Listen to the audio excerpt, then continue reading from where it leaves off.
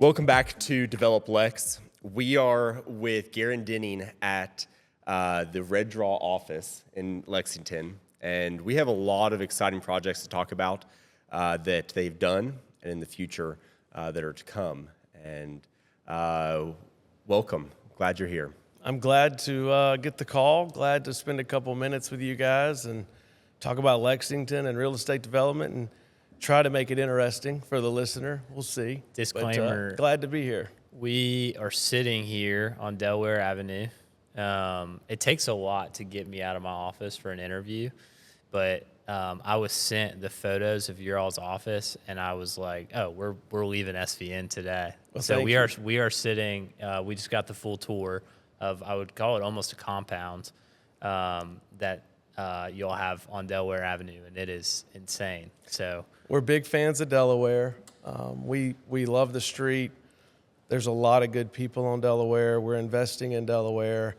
It kind of checks so many boxes in terms of infill and redevelopment, and just seeing how people can come together and turn a street around, which is really great. And this, where we're at now, is our office, and behind us is the Haven, which is a project we're really excited about. It's kind of a boutique project of we would call them high-end auto garages, and so we don't call it a fortress, but it is a good spot, and it's a special place for us. yeah. So when you introduce yourself as a developer, what are your favorite projects to talk about that you've had a hand in?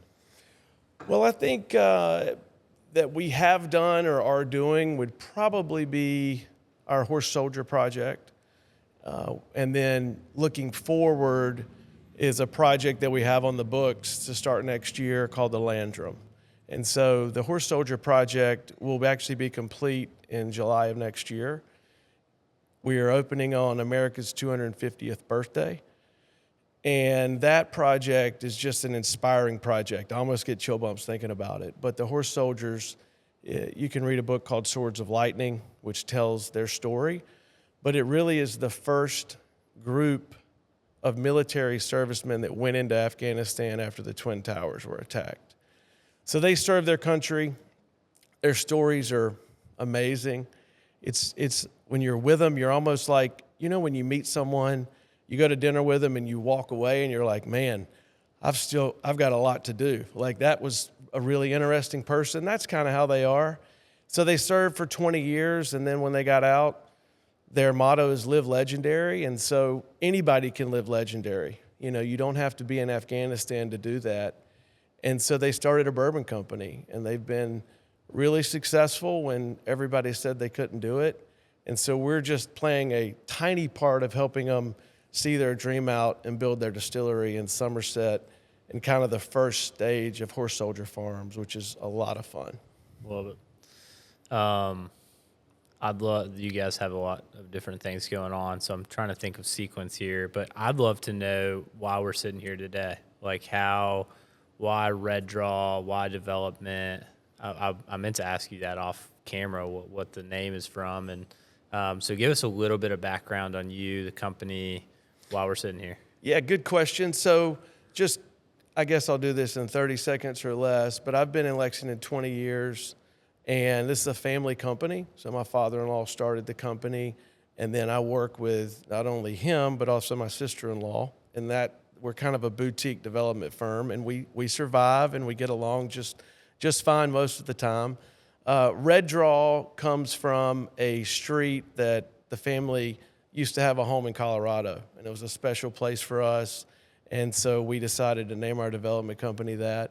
In terms of why development, I moved here 20 years ago, and the first thing that we did was open Raising Cane's. And that was really more of not a development play. Craig had been in development for a long time, but that was a restaurant play. And so, went to Baton Rouge, learned how to run a restaurant, and made every mistake. I never thought I'd be running a restaurant with a drive-through in it. But Cane's was truly kind of, it was a launching point for us, and for me personally, just a really fun experience to bring Cane's to Kentucky, to be a part of that, and learned a tremendous amount. We had 20 restaurants before Todd, the founder, bought them back. And he was a great person to learn from. Very passionate. He was really passionate on doing one thing and doing it really, really well, right? And so seeing that brand grow and kind of being along for the ride was a lot of fun. In doing that, you start becoming a real estate developer from an operator's eye, which I think has some advantages, whether it's real estate selection or traffic counts or planning, for example, and how your restaurant or your hotel is going to impact the community around it. It really gives you a different lens as opposed to a developer that's not an operator. And typically everything we do, except for Horse Soldier, really, we develop, we own, and we operate. And so whether it's a hotel, for example, or a restaurant, Cane's was the one that kind of got me started in real estate development. And if I had a tie, I would say that with Horse Soldier is probably the most fun projects that we've done. SVN Stone Commercial Real Estate is a full-service commercial real estate firm located in Lexington, Kentucky. Affiliated with the SVN International Network, SVN has over 200 offices across the globe. The SVN Stone team consists of experienced commercial real estate advisors in the heart of the Bluegrass. SVN helps their clients with commercial property sales, leasing, investments, and property management. Let SVN help you with your commercial real estate needs. Check us out at svnstone.com. Man, I would love to spend a minute on Kane. So can you give a little bit of like the foundation of where that all started, why raising canes as the business of choice? Because there's so many different chains that you guys could have rolled with. Like, how did you actually vet them, and then how did you all get into being operators? So, life's all about connections, right? And so we had a real estate broker in Baton Rouge who knew Todd. And at the time, Todd had about 30 restaurants. He said, you got to meet this guy. And so we ate at a Cane's. I loved it. We all loved it. We were a little shocked it had one menu item. But, I encourage everybody. Todd's on a lot of podcasts, and you should go listen. And I'm going to let him tell his story. But we met him, and he, at the time, wanted to have a Cane's in every SEC town. And so you get around people that are infectious, and they, you're inspired by them. And we were like, well, we'll put one in Lexington if you ever want us to put one in Lexington. He said, okay. And he really didn't have many franchisees. There were just 3 of us. And he asked us to be a franchisee, I believe, for our real estate kind of expertise. He never needed our expertise. I don't think he ever asked us a single question. But he wanted us to open a restaurant and do one great restaurant at a time. So we in a typical franchisor world, you have an area development agreement. You're forced to make decisions that it's maybe not in the best interest of the brand, right? And Todd was kind of the opposite. He's like, I just want you to do one restaurant, do it really well, and then we'll go build more. And so a lot of it was on a handshake. And we opened Upper Street on campus, and then we opened Hamburg 30 days later. And that was a challenge. He told us we shouldn't do that, and probably would agree. But the brand, we had to educate people. We had to brand the market. What is Raising Cane's? I don't understand. You only serve chicken fingers. And then we bought the Lone Star Steakhouse on Nicholasville Road.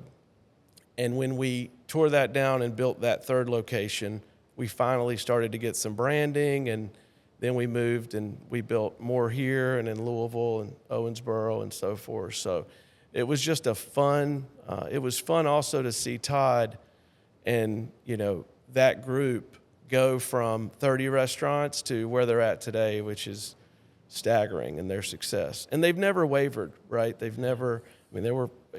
was calling him in the beginning and wanting I needed a salad or I needed a cookie or a dessert.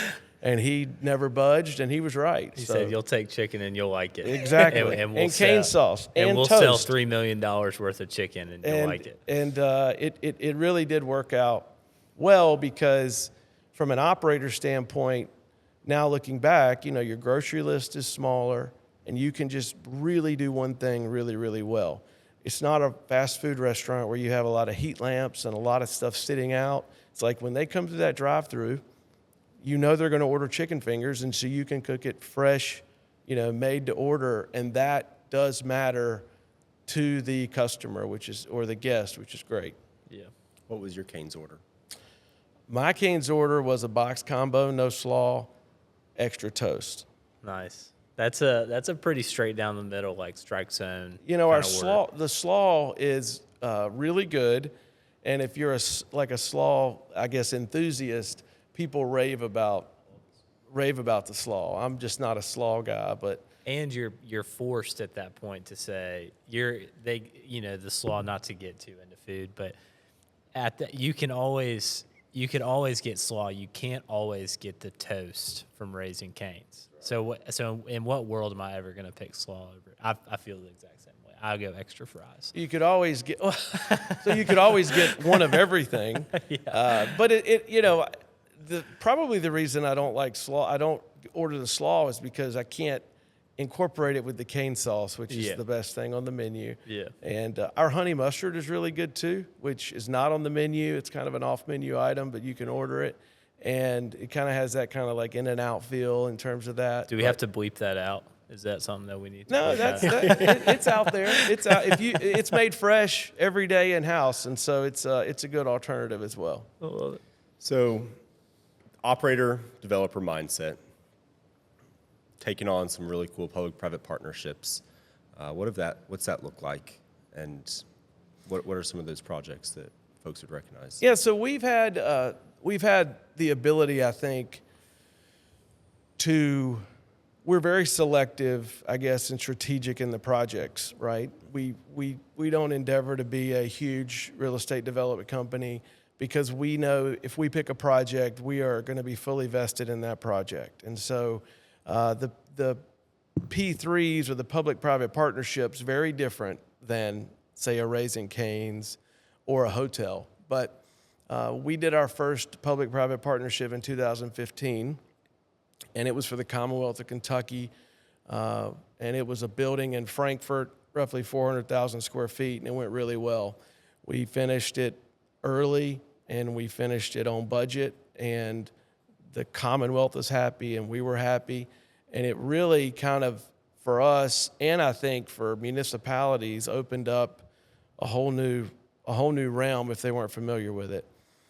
The P3 is what we call, it is a public need, and it's met with private expertise. So, it's risk to the developer. You're taking budgetary risk, you're taking delivery risk, but it's also, you're focused on that, and the municipality can focus on all of the other things that they do. So we secure the financing, and we deliver the building to them and hand them the keys, and then we manage it as well. So if you are a town, if you're a city or a state or a university, the budget process every year it can be really rough, right?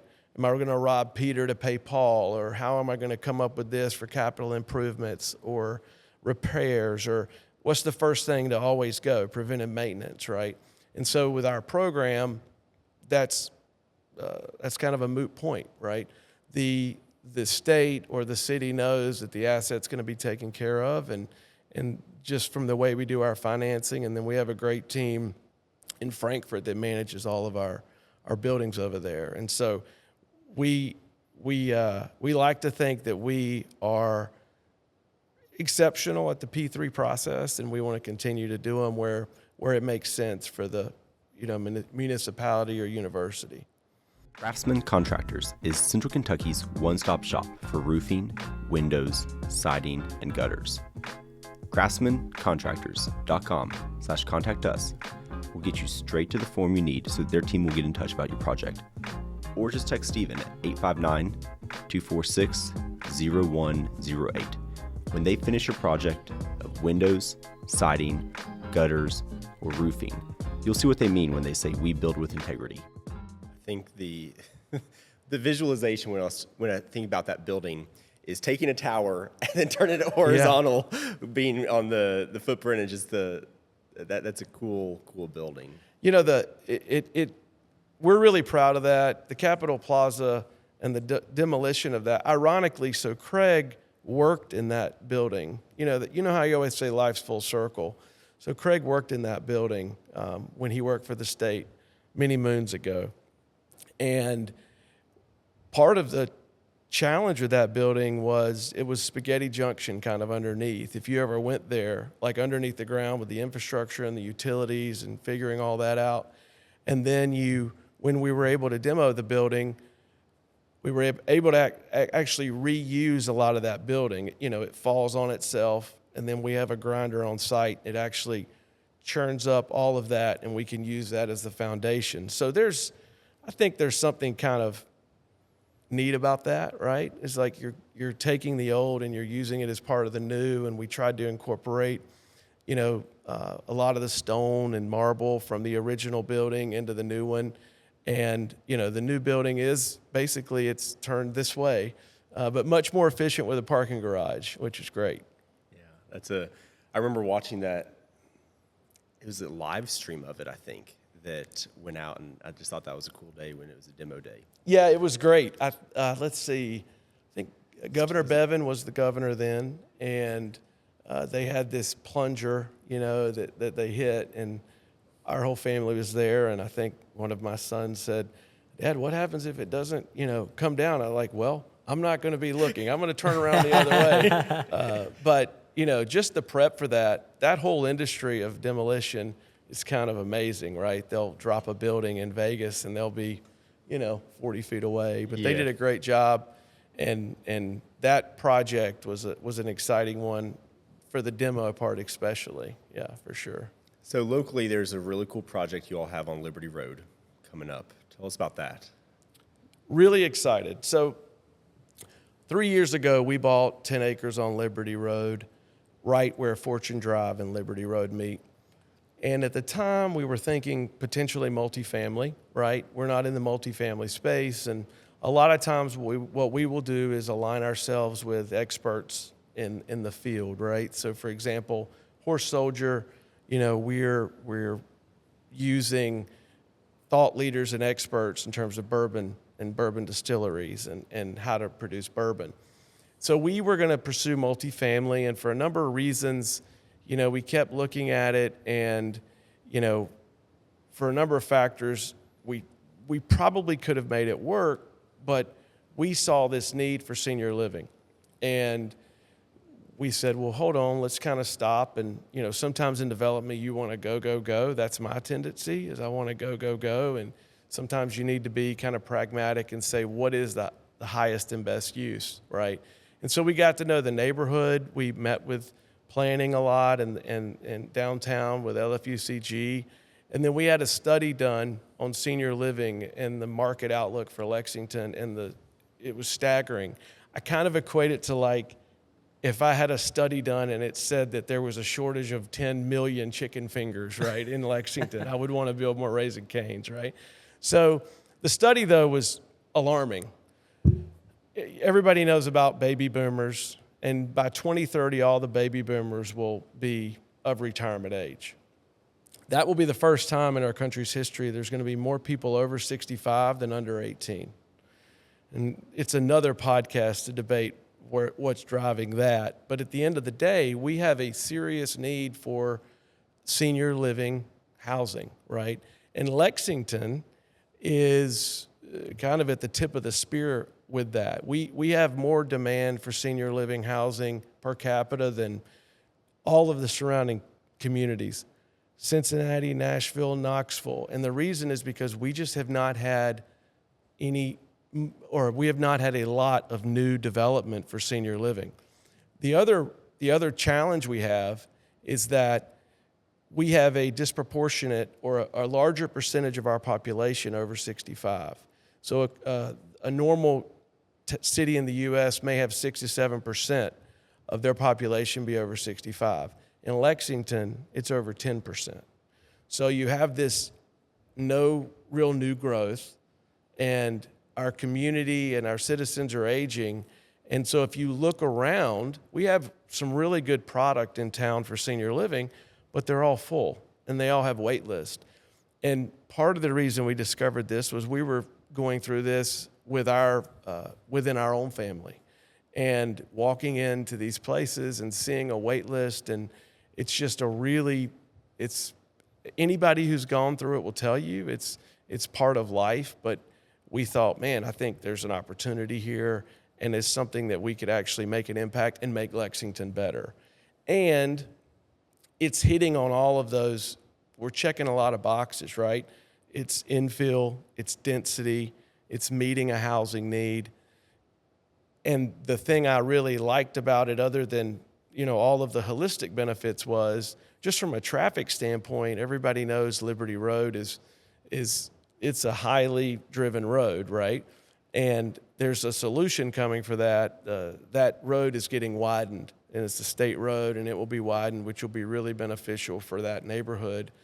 But seniors in a senior living community, they do not have as much traffic or as many day trips as a typical 3-story patio-style walk-up apartment complex. And so we were excited about it. We had the study done, and then we brought in our architectural firm, EOP Champlin, who does all of our work. They've done everything that we've ever done. We have a really good relationship with them. And then we've also brought in a couple other individuals and firms on our team. And so we will start that project next year. And it's a 200-unit senior living community with a full continuum of care. So everything from independent living villas all the way through memory care.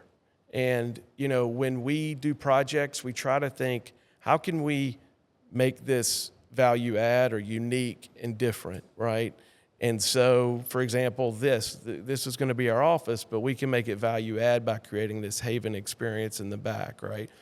And so when we went for our development plan, we actually got a conditional use permit approved for a medical facility on site, which I think will be really nice because we were living it. I was not, but we had family members that were going to pick up a loved one and then driving them across town to the doctor's office, and that would take all day, right? So what if we had a medical facility on site, not only to service the residents, but the general public around there? So if you think about Liberty Road and the widening of that, 192 units, and giving them a full continuum of care, it really kind of changes the dynamic. And that neighborhood, Wilderness Road over there, they're a unique, great group of people. It's actually, when you're on Wilderness Road, who very few people are because it dead ends, those are homes that have been passed down. And so they're a very tight-knit group, and they've been great to work with. And the city wants to make sure that they're a stakeholder and all their needs are kind of taken care of as well. And we think we've got a really good plan to do that. So I'm excited. And beyond just having a doctor's office to be able to take your loved one if they're a resident, imagine if you have a family member who has to go into memory care. It's really hard. It's a very intense time, right? So imagine if you can move your loved one into memory care, and then you have a resource right there on campus to go take a 1-hour class on how do I do this? How do I interact with my mom? Or, what is good for her or what's good for me? All of those things, there's real synergies there that we think we're excited about. We're excited about activating. And this concept is done some in, Florida has a few of these, and we want it to kind of be a differentiator for us and our product as well. The right partner can make or break your development project. That's why Bowman's integrated services, from landscape architecture to planning and engineering, are trusted by the region's top developers. With deep roots in Lexington and the backing of a national network, Bowman has helped shape some of Central Kentucky's most iconic projects. They know the land, the process, and what it takes to get things built. Ready to move forward with confidence? Call William Hodges, Regional Leader, at 859-309-6501. So in terms of, for that, well, one, thank you for doing it. My family, my grandma was in memory care. We did the same progression. We did the independent living, assisted living, nursing home, memory care, and it is a trial, and it is a multiple year wait list on a lot of places in Lexington. And there's not that many facilities for the amount of people that we have. So thank you for doing that. I guess in terms of from a developer's perspective, are you all having to a little bit be an operator in that as well, or how does the process work with actually having medical facility on site, actually having staffing that are serving the population within your development? How does that work as opposed to if you guys had thrown up a 200-unit apartment complex? Right. Very different. They are very different. But if you talk to a multifamily apartment guy, one of the things that we try not to do is put ourselves in a position that we can't be successful, right? And so when we say we're going to go build the Landrum, a key part of that is our operating partner. And so we have an operating partner who's nationwide, very reputable, and we'll eventually be announcing who that operating partner is and how that goes in tandem with the medical clinic as well. So it's our job to build it as cost efficiently as possible so that we can deliver a competitive rate to the marketplace and to make sure that it's something we want to put our name on. And then work with that operator who, we're still probably 8 to 10 months from construction and the operator's already at the table. And that really has been a key to our success is that, not designing in a vacuum. And so we've tried to always do that, and we're doing that there. So we will have an operator that actually comes in, and it will be their employees that are running the Landrum, on a day-to-day basis.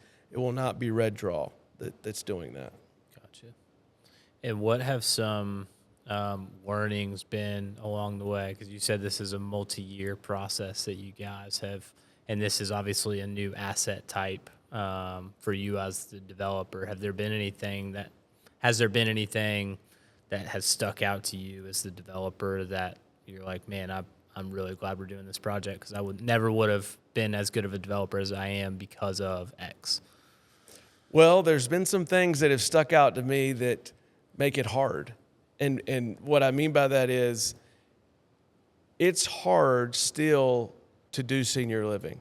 And so since COVID, the amount of new growth is almost nil, right? And so we've educated ourselves and we've brought in people on our team that have done this.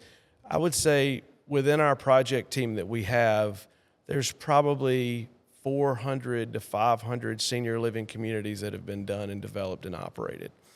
And once COVID happened, the industry just took a nosedive for a while.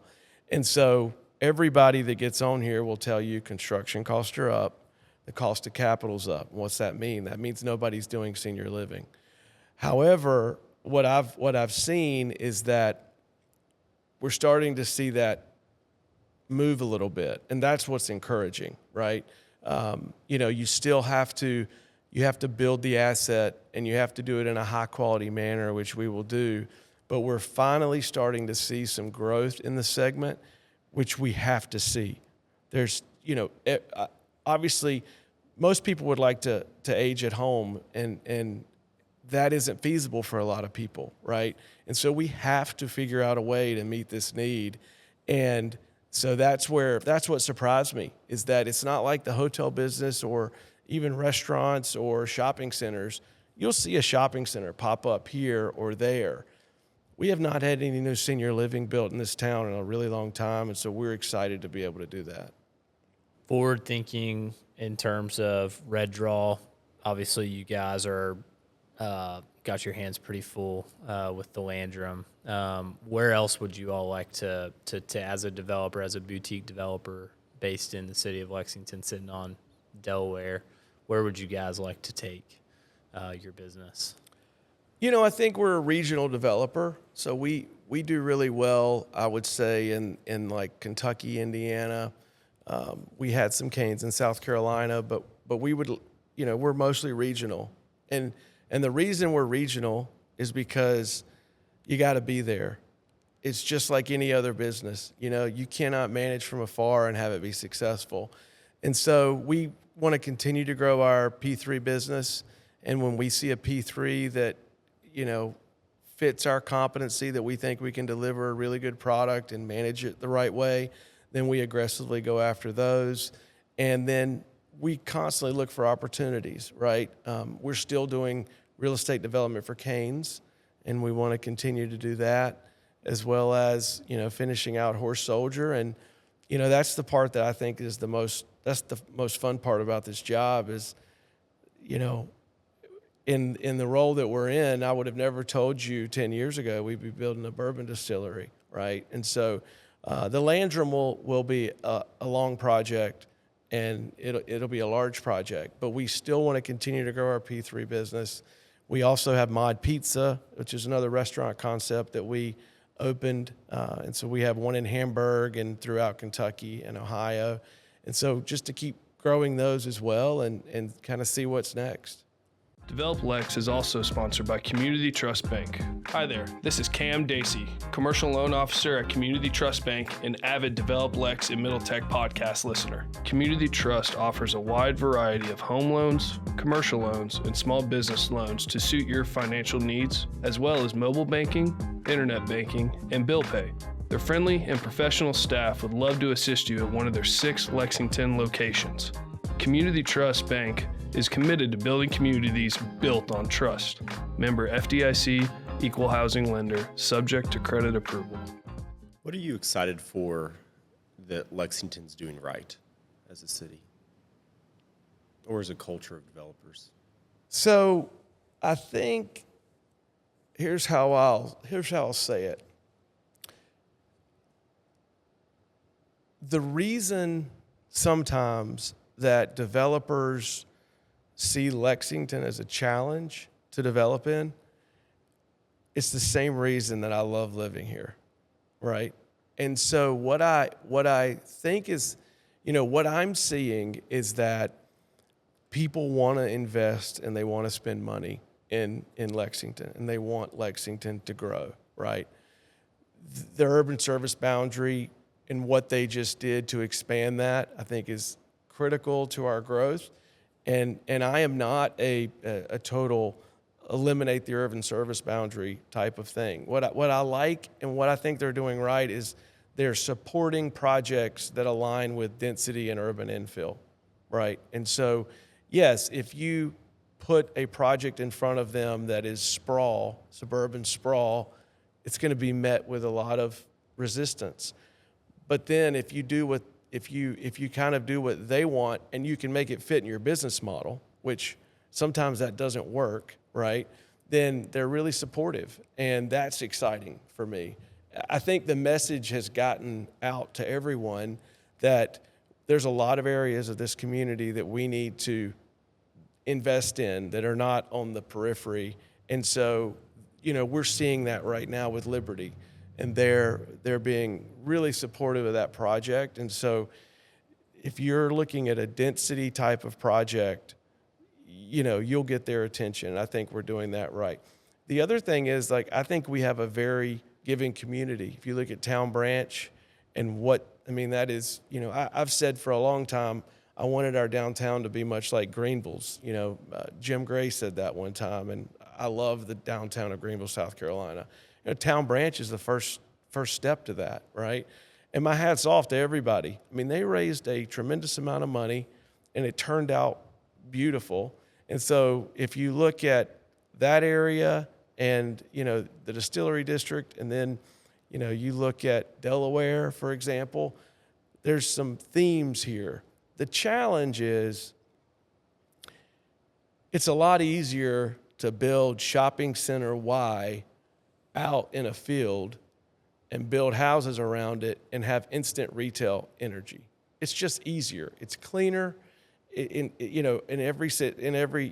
have to be more creative. It is a challenge sometimes when you try to make infill and then you try to get the retail traffic counts you need to make a restaurant work or to make a retail shop have enough people. Walkability, for example. Walkability is it's a blessing and a curse, right? If you have a restaurant in Lexington that's very walkable, you may not have a lot of parking around it. And in most restaurants, parking is it's critical to the P&L and whether you stay in business and keep people employed. So I think the beauty of it is Lexington is not, 10 million people, right? We're all right here. We have to work together to figure it out. And it has a lot of people that are passionate about it. And when we have people into town, they all say, man, this is unbelievable. I flew in, I saw these horse farms. I went to Keeneland, it's great. So I think the focus on infill, there are some real good learnings that are coming from that, and the city is supporting that infill. It's not as easy as a Dallas-Fort Worth where you just grow to Oklahoma, if you know what I mean. Garyen, thank you for sharing all the experiences you've had and the excitement for the future with us. Yeah, thank you so much for coming in, and I appreciate you guys doing this. It's great for not people like me, but I think it's great for everybody in Lexington to have a beat and a pulse on what's going on, and there's a lot happening. You just gotta, I guess, keep your ear to the ground, and so I really appreciate you guys putting in the time to put this out. It's good stuff.